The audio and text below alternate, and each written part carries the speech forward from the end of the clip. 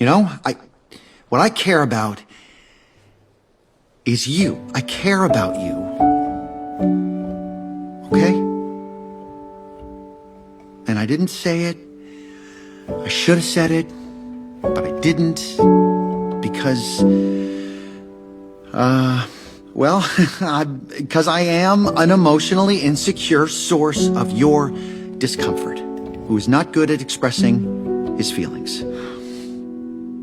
Probably because I've been on my own my whole life. It's not an excuse. It's why instead of telling you that you're the best thing that ever happened to me, I make jokes about your ears and I tell you that you try too hard when, you know, the truth is I just don't want you to get hurt because